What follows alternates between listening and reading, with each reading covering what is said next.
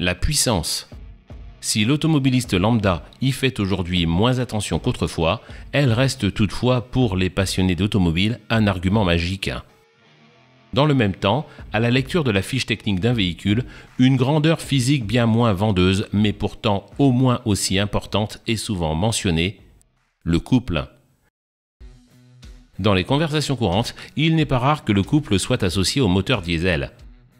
La puissance, pour sa part, serait l'apanage des moteurs essence. Ça vous dit d'y voir plus clair?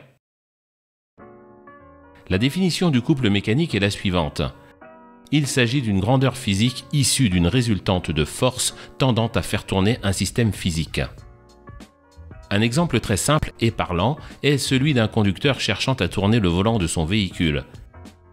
Les deux efforts appliqués symétriquement de sens différents sur le volant par les deux mains tendent à mettre celui-ci en rotation.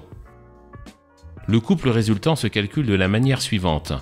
La somme des forces en newtons multipliée par la distance d'application de ces forces en mètres. L'unité obtenue est donc le newton-mètre. Autre application, le serrage d'une vis. Effectué avec un outil de serrage dynamométrique, il est possible de lire directement la valeur du couple en newton-mètre. Passons maintenant à la puissance. On entend souvent dire que tel moteur fait 100 chevaux, tel autre fait 150 chevaux, tel autre 200 chevaux. Pour comprendre à quoi correspondent les chevaux, il est tout d'abord nécessaire de se pencher sur la notion de travail. Le travail mécanique est l'énergie fournie par une force lorsque l'objet la subissant se déplace ou se déforme. Si par exemple on déplace un piano sur une certaine distance, le travail de la poussée est l'énergie produite par le déplacement de cette masse sur cette même distance. Le travail s'exprime donc dans une unité d'énergie, en l'occurrence le joule. La puissance est une grandeur mathématique correspondant à un travail effectué dans un temps donné. Par exemple, déplacer le même piano sur la même distance en 3 secondes. La puissance s'exprime donc logiquement en joules par seconde. Mais pour récompenser l'ingénieur britannique ayant fait le plus évoluer les connaissances sur la machine à vapeur, le congrès de l'Association britannique pour l'avancement de la science décidait en 1882 de nommer l'unité de mesure de la puissance en son honneur. Son nom, James Watt. Mais alors pourquoi parler de chevaux alors que l'unité de puissance officielle est le watt? Pour comprendre la notion de cheval-vapeur, il faut s'intéresser à James Watt, mais plusieurs années avant la définition de l'unité watt. À la fin du XVIIIe siècle, l'une des sources d'énergie principales pour les déplacements et l'agriculture au Royaume-Uni était le cheval. James Watt développait alors des machines à vapeur dans un but commercial. L'un des arguments de vente qu'il trouva fut de créer une unité de mesure de la puissance compréhensible par ses futurs clients. Elle sera donc basée sur les capacités de travail d'un cheval. Après plusieurs mesures, il avait déterminé qu'un cheval de trait standard, tractant une masse, était capable de soulever 75 kg en 1 seconde sur une hauteur de 1 mètre. Cette unité, bien qu'invalidée plus tard par le watt, continua toutefois d'être utilisée comme argument publicitaire.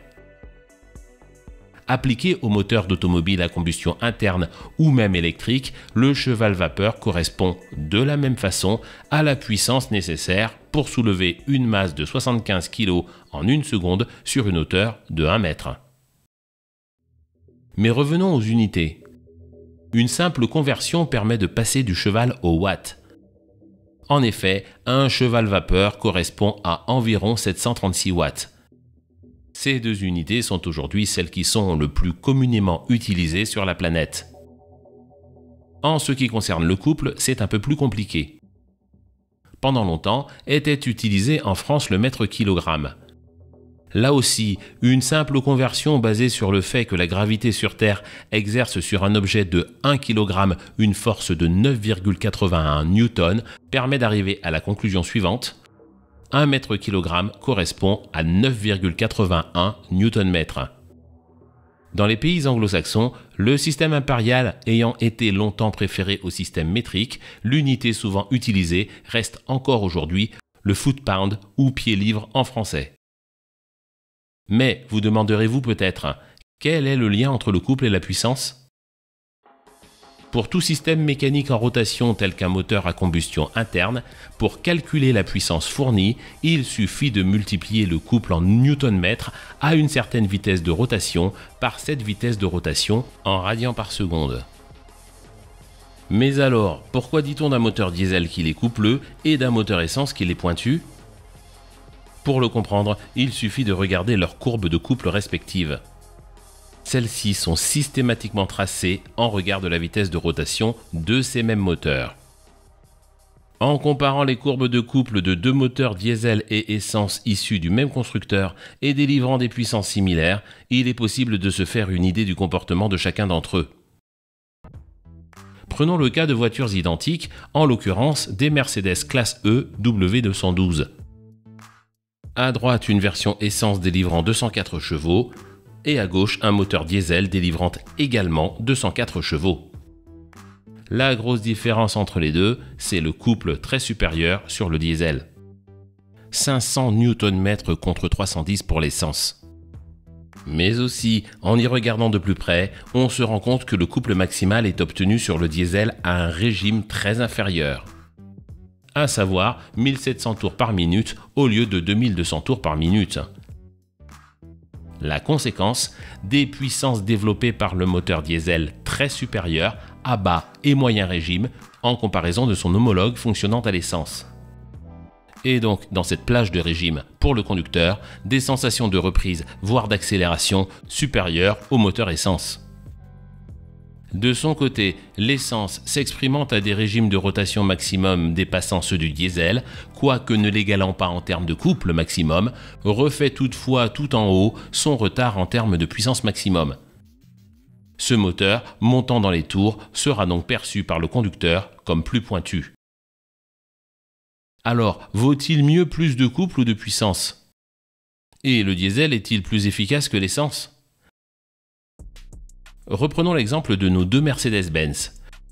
Sur le papier, la version diesel délivrant un couple bien supérieur à des régimes de rotation plus bas devrait logiquement dominer en accélération et reprise l'essence.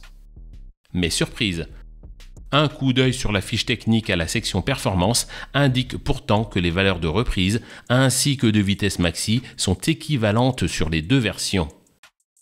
Mais encore plus étonnant, les accélérations de la version essence sont même supérieures. Pourquoi cela? C'est qu'une donnée fondamentale n'a pas été prise en compte. La masse et l'inertie qui va avec. Pour en comprendre la raison, il faut revenir sur le mode de combustion spécifique du diesel.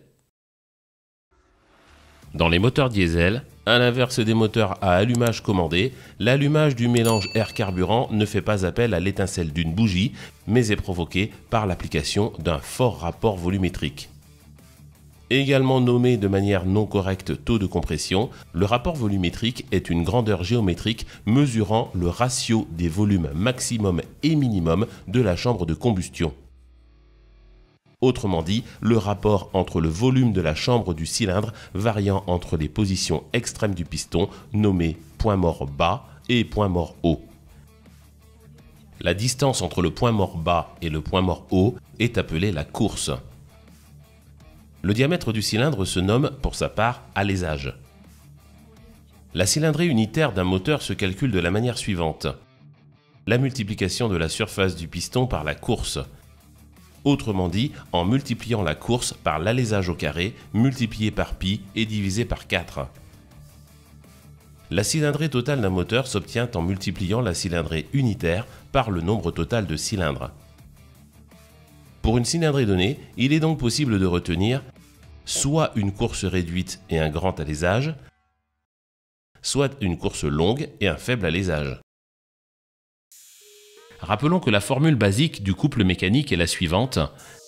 La multiplication de l'effort par la distance séparant le point d'application de celui-ci au centre de rotation de la pièce. La configuration longue course proposant un fort bras de levier est donc celle produisant le plus de couple à un régime donné. Il s'agit de la configuration la plus communément utilisée sur les moteurs diesel. La raison ?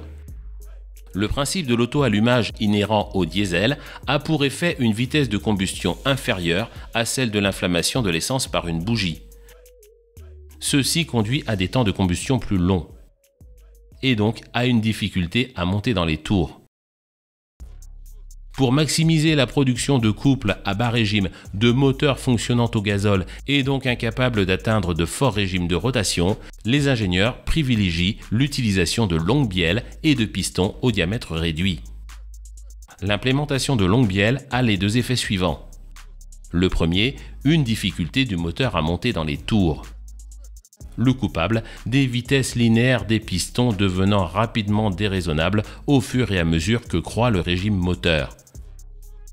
Le second, une augmentation des efforts appliqués sur le vilebrequin ainsi que sur toutes les pièces qui y sont rattachées telles que les coussinets ou paliers, et donc la nécessité de renforcer et d'alourdir celle-ci. De plus, il faut savoir que dans le cas d'un diesel, pour que la combustion se déclenche de manière spontanée, les niveaux de pression à l'intérieur du cylindre sont supérieurs à ceux observés dans un moteur essence de cylindrée équivalente. Ceci implique donc l'utilisation de pistons et de soupapes plus robustes et, in fine, d'un équipage mobile bien plus lourd que dans le cas d'un moteur essence.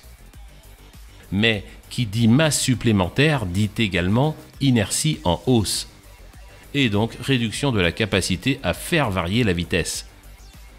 Ce qui explique que, malgré un couple supérieur et une puissance maxi équivalente, le moteur diesel reste derrière en accélération. Et ce d'autant plus que l'ensemble du groupe motopropulseur, incluant le bloc mais aussi la transmission, adapté à un couple supérieur, souffre souvent également d'un excès d'embonpoint. Pour les moteurs essence, la donne est différente. Profitant de leur capacité à atteindre facilement de forts régimes de rotation avec des niveaux de pression à l'intérieur du cylindre peu élevés, les ingénieurs choisissent souvent des configurations à course égale ou inférieure à l'alésage. Respectivement dénommés carré ou supercarré, ces moteurs sont donc favorisés en termes de vitesse de rotation maximum par des vitesses linéaires des pistons bien inférieures à celles observées dans les moteurs diesel, mais aussi délivrant des valeurs de couple souvent inférieures, tant les éléments du moteur que de la transmission peuvent être sous-dimensionnés par rapport à leur homologue fonctionnant au gazole. La conséquence, des valeurs d'inertie de l'ensemble du véhicule bien inférieures, menant à des capacités d'accélération supérieures. Merci à tous d'être fidèles à cette chaîne. Merci également à tous les donateurs. Si vous souhaitez vous aussi soutenir financièrement la chaîne, il vous est possible d'effectuer un don. Deux solutions s'offrent à vous. La première, il vous suffit de cliquer sur le lien dédié à l'intérieur du bandeau. La seconde, il vous est désormais possible d'utiliser les Super Thanks YouTube en cliquant sur le bouton Merci sous chacune des vidéos de cette chaîne. Si vous ne l'êtes pas encore, assurez-vous bien de vous abonner et d'actionner la cloche pour être notifié lorsque de nouvelles vidéos sont publiées.